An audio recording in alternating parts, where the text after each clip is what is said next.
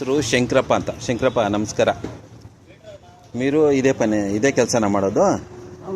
ನಿಮ್ಮ ತಂದೆಯವರು? ನಿಮ್ಮ ತಾತ ಏನು ಮಾಡ್ತಾಯಿದ್ರು? ನಮ್ಮ ತಾತ ಏನು ಗೊತ್ತಾ, ಫಸ್ಟು ಅವ್ರದ್ದು ಜಮೀನು ಇದ್ದಿತ್ತು. ನಿಮ್ಮ ತಾತನ ಜಮೀನಿತ್ತು? ಆ ಜಮೀನಲ್ಲಿ ಬಂದು ವ್ಯವಸಾಯ ಮಾಡ್ತಾ ಇದ್ರು. ಆಮೇಲೆ ಅವ್ರಿಗೆ ದೊಡ್ಡವ್ರು ಏನು ಗೊತ್ತಾಗ್ಬಂದು ಅದೆಲ್ಲ ನಮ್ಮ ಕಸು ನಾವು ಮಾಡಬೇಕು ಅಂತ ಆಮೇಲೆ ಬಂದು ಬುಡ್ಬುಡ್ಕೆ. ಆಮೇಲೆ ಬುಡ್ಬುಡ್ಕೆಗೆ ಬಂದರು. ಬುಡ್ಬುಡ್ಕೆ ಕಸಬು ನಿಮ್ಮದು. ನಿಮ್ಮ ತಾತ ಎಲ್ಲೆಲ್ಲಿ ಹೋಗ್ತಾ ಇದ್ರು? ಎಷ್ಟು ಗಂಟೆಗೆ ಹೋಗೋರು? ಅವ್ರು 3 ಗಂಟೆ ರಾತ್ರಿ ಹಳ್ಳಿಗಳ ಕಡೆ ಮುಳುಗೋವಾಗ ಆಗಡೆ ಆ ಕಡೆ ಹಳ್ಳಿಗಳಿಗೆ 3 ಗಂಟೆಗೆ ಹೋಗ್ಬಿಡೋರು. 3 ಗಂಟೆ ರಾತ್ರಿ ಹೋಗ್ಬಿಟ್ಟು ಒಳಗಡೆ ಬಿಟ್ಟು ಊರೆಲ್ಲ ಬಂದು ಹೇಳ್ಬಿಟ್ಟು ಬೆಳಗಡೆ ಬಂದು ಊರು ಒಳಗಡೆ ಹೋಗೋದು. ತಿರ್ಗಾ ಬರೋರು? ತಿರ್ಗಾ ಬಂದು ಬೆಳಗಡೆ 6 ಗಂಟೆ 7 ಗಂಟೆಗೆ ಮೇಲೆ ಊರು ಒಳಗಡೆ ಹೋಗೋದು. ಫಸ್ಟ್ ಊರೊಳಗಡೆ ಎಷ್ಟೊತ್ತಿಗೆ ಹೋಗ್ತಾರೆ? 3 ಗಂಟೆಗೆ. ಏನು ಮಾಡ್ತಾರೆ 3 ಗಂಟೆಗೆ ಹೋಗಿ? ಎಲ್ಲ ಮನೆಗೆ ಇರೋದೆಲ್ಲ ಹೇಳ್ತಾರೆ ಸ್ವಾಮಿ, ಹೇಳ್ಬಿಡ್ತಾರೆ. ತಿರ್ಗಾ ಮತ್ತೆ ಇನ್ನೊಂದ್ಸರಿ 7 ಗಂಟೆಗೆ ಹೋಗ್ತಾರೆ. ಮತ್ತೆ 7 ಗಂಟೆಗೆ ಹೋಗ್ಬಿಟ್ಟು ಅವ್ರು ಏನನ್ನ ಬಂದು ದಿಷ್ಟಿ ಅದರಿಂದ ಎಣ್ಣೆ ಇರ್ಬೇಕು, ಆ ದಿಷ್ಟಿಯನ್ನು ಈ ಥರ ಬಂದು ಪೂಜೆ ಮಾಡಿ ತೆಗೆಸ್ಕೊಂತ ಹೇಳ್ಬಿಟ್ಟು ಪರಿಹಾರ ಹೇಳ್ಕೊಡೋದು. ಹಂಗೆ ಫಸ್ಟು ಹಿಂಗೆ ಇದೆಲ್ಲ ಪ್ರಾಬ್ಲಮ್ ಇದೆ, ಇದಿದೆ, ಈ ರೀತಿ ಇರುತ್ತೆ ಅಂತೇಳಿ ಹೇಳ್ತಾರೆ.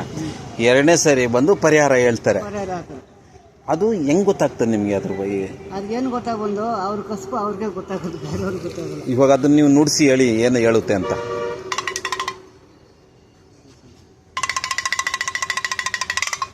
ಹೆಸರದಲ್ಲಿ ಬಂದು ಒಳ್ಳೇದಾಗಬೇಕು, ಒಳ್ಳೇದು ನಡಿಬೇಕು, ಹೋಗೋದಾರೆ ಬರೋದಾರೆ ಹೆಸರದಲ್ಲಿ ಬಂದು ಕುಟುಂಬದ ಅನುಕೂಲ ಆಗಬೇಕು. ಬಂದು ನಿಮ್ಮ ಮನೆ ಹೆಸರದಲ್ಲಿ ಬಂದು ಮನೆ ದೇವ್ರಿಗೊಂದು ಪೂಜೆ ಮಾಡಬೇಕು. ಅದು ಮಾಡ್ಕೊಂಡು ಬಂದರೆ ಒಳ್ಳೇದಾಗುತ್ತೆ. ಬಂದು ಬೆಲ್ಲ ಪ್ರಸಾದ ಬಂದು ದೇವಸ್ಥಾನ ಹತ್ರ ಬಂದು ಹಚ್ಚಿಬಿಟ್ಟು ಮನೆ ಒಳಗಡೆ ಬಂದು ಕೈ ಕಾಲದಲ್ಲಿ ಹೋಗ್ಬಿಟ್ಟು ಸಾಂಬ್ರಾಣಿ ಕಟ್ಟಿ ಬಂದು ಮನೆ ಫೋಟೋಗೆ ಹಚ್ಚಿದ್ರು ಒಳ್ಳೇದಾಗುತ್ತೆ. ಇದ್ರಲ್ಲಿ ನಿಮ್ಗೆ ಗೊತ್ತಾಗುತ್ತಾ? ಅದರಲ್ಲಿ ಹೇಳೋದೇ ನಾವು ಗೊತ್ತಾಗೋದು. ಇನ್ನೊಂದ್ಸರಿ ನುಡಿಸಿ ಹೇಳಿ. ಅದೇ ಸ್ವಾಮಿ, ಅದೇ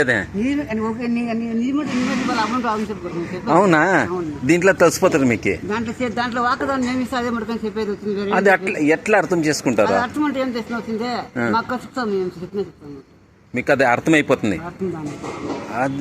అది ఏం ట్యూనింగ్ ఎట్లా అని నాకు కొంచెం ట్యూనింగ్ కాదు వచ్చింది. ఏం చేసినా సరస్వతి వాకదాన్ని నేమిస్తుంది, అది మడుకనికే చెప్పేది, గారు ఏం చెప్పేది. ఆ శబ్దంలో మీకు తెలుస్తుందా ఎట్లా? అది ఆ శబ్దంలోనే మాకు చూసేది వచ్చింది. ఆ శబ్దం లేకుండా పోతే మేము చెప్పేది చెప్పేదా? ఊళ్ళోడికి చెప్తే ఏం చేసినా అది నీకే చెప్పే, నాకు వచ్చింది. ఉండే చెప్పాలి వచ్చింది. నీకు దిష్టి ఉంటుంది పెట్టుకో, దిష్టి పెట్టి దిష్టినే చెప్పాలి వచ్చింది. మంచిదంటే మంచిదే చెప్పాలి వచ్చింది. నువ్వు పోయే జాగ్రత్త ఏం చేసా నీకు ఇట్లా ఇబ్బంది వస్తుంటే ఇబ్బందే చెప్పాలి వచ్చింది, వేరేం చెప్పకూడదు. ಅಟ್లా ಅಂದರೆ ಇವರು ನೋಡಿ, ಇವರು ಬಂದರೆ ಎಲ್ಲ ನಿಮ್ಗೆಲ್ಲನ ಕಾಣಿಸಿದ್ರೆ ನಿಮ್ಮ ಕೈಲಾಗಿದ್ದು ನೀವು ಸಹಾಯ ಮಾಡಿ. ಅವರು ಬಂದು ಕೇಳ್ಕೊತಾರೆ, ಇವರು ಭಿಕ್ಷೆ ಬೇಡ್ತಾರೆ ಅಂತ ಯೋಚನೆ ಮಾಡಬೇಡಿ. ಯಾಕೆಂದರೆ ಅವ್ರ ಪದ್ಧತಿ, ಅವ್ರ ಮನೆತನದಿಂದ ಬಂದಿರೋಂಥ ಅವ್ರ ಒಂದು ಕಸಬು. ನಮ್ಮ ಭಾರತ ದೇಶ ಇದೆಯಲ್ಲ, ನಮ್ಮ ಭಾರತ ದೇಶದಲ್ಲೇ ನಮ್ಮ ಪರಂಪರೆ ಇದು. ಒಬ್ಬೊಬ್ಬರಿಗೆ ಒಂದೊಂದು ಕೆಲಸ ಕೊಟ್ಟಿದ್ದಾರೆ. ಇವ್ರಿಗೆ ಬುಡುಬುಡುಕು ಕೆಲಸ ಕೊಟ್ಟಿದ್ದಾರೆ. ಅವ್ರದ್ದೇ ಆದ ಒಂದು ಪರಂಪರೆ, ಒಂದು ಕಲ್ಚರು, ಅವ್ರದ್ದೇ ಆದ ಒಂದು ಸಂಸ್ಕೃತದಲ್ಲಿ ಅವರು ಬದುಕ್ತಾರೆ. ಇವರು ಇಂಥವ್ರು ಎಲ್ಲ ನಿಮ್ಗೆ ಕಾಣಿಸಿದ್ರೆ ಒಂದು 5 ರೂಪಾಯಿ 10 ರೂಪಾಯಿ ಕೊಟ್ಟು ಅವ್ರಿಗೆ ಸಪೋರ್ಟ್ ಮಾಡಿ. ಏನು ಮನಸ್ಸಲ್ಲಿ ಬೇಜಾರು ಇಟ್ಕೊಬಾರ್ದು. ಯಾಕೆಂದರೆ ಅವರು ಮನೆತನದ ಕಸುಬು, ಮನೆತನದ ಅವರ ಒಂದು ಏನು ಅವ್ರಿಗೆ ಹೇಳ್ಕೊಟ್ಟಿರ್ತಾರೋ ಅದನ್ನು ಮಾಡ್ತಾರೆ.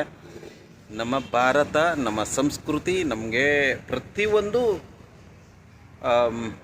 ವ್ಯವಸ್ಥೆಗಳಿದಾವೆ. ಅಂದರೆ ಇವಾಗ ಒಬ್ಬರು ದುಡ್ಡು ತಿಂತಾರೆ, ಕೆಲವರು ಬುಡ್ಬುಡ್ಕೆ ಹೇಳ್ತಾರೆ, ಕೆಲವರು ಇನ್ನೊಬ್ಬರು ಒಂದೊಂದು ದೇವ್ರನ್ನ ಆರಾಧಿಸ್ಕೊಂಡು ಮನೆ ಹತ್ರ ಬರ್ತಾರೆ. ಅದೇ ಪರಂಪರೆಯಲ್ಲಿ ಇವರು ಬುಡ್ಬುಡ್ಕರ ಪರಂಪರೆ ಇವ್ರದ್ದು. ಇವರು ಈ ರೀತಿ ಬರ್ತಾರೆ. ಇವ್ರಿಗೆ ಆ್ಯಕ್ಚುಲಿ ಇವ್ರ ಕಾಲದಲ್ಲಿ ಬೇರೆ ಇದೆ, ಅವ್ರ ತಾತನವ್ರ ಕಾಲದಲ್ಲಿ ಬೇರೆ. ಇವ್ರ ತಾತನು ಬೆಳಿಗ್ಗೆ 3 ಗಂಟೆಗೆ ಎದ್ದೋಗಿ ಊರಲ್ಲೆಲ್ಲ ಆಲಕ್ಕಿ ನುಡಿತಾರೆ, ಮಾಲಕ್ಕಿ ನುಡಿತಾರೆ ಅಂತೇಳಿ ಆಲಕ್ಕಿ ನುಡಿಸಿ ಆಮೇಲೆ ಅದನ್ನ ಹೇಳಿ ಬರ್ತಾಯಿದ್ರು. ಆಮೇಲೆ ಅದಕ್ಕೆ ಪರಿಹಾರನ ಹೇಳ್ತಾಯಿದ್ರು. ನೀವು ಆ ರೀತಿಯಾಗಿ 3 గంటೆಗೆ ಹೋಗಲ್ವಾ ఇవాగ? మీరు పోతారు? మేము పోతాం. ఇప్పుడు వచ్చిన కోలార్కి వచ్చింది 6 నెలలకు సంవత్సరానికి ఒక్కటి వచ్చింది. ఎంగల్లోకి వస్తాం మేము. ఈ ఎంగల్ పోరాడుకొని మేము ఊరికి. అవునా? కట్టికిన కాలం చూసింటాం. కట్టికిన కాలం అంతా వచ్చి పొద్దున్న అంతా వచ్చింది. ఇప్పుడు వచ్చి ಅಂಗಲನ್ನು చూసుకొని ನೀರ್ಗೆ. ಓ, ಮನೆಗಳಿಗೆ ಹೋಗ್ಬೇಕು ಅಂದ್ರೆ ಬೆಳಿಗ್ಗೆ 3 ಗಂಟೆಗೆ ಹೋಗ್ತೀರಾ? ಅಂಗಡಿಗೆ ಬೇಕು ಅಂದ್ರೆ ಆಮೇಲೆ ಕಲೆಕ್ಷನ್ಗೆ ನಿಧಾನಕ್ಕೆ ಬರ್ತೀರಾ? ಅಂಗಡಿಗೆಲ್ಲ ಬೆಳಗಡೆ ಬರೋದಾಗಲ್ಲ. ತಗೊಳಪ್ಪ, ಹಾಕೊಳ್ಳಿ, ತಿನ್ನಪ್ಪ.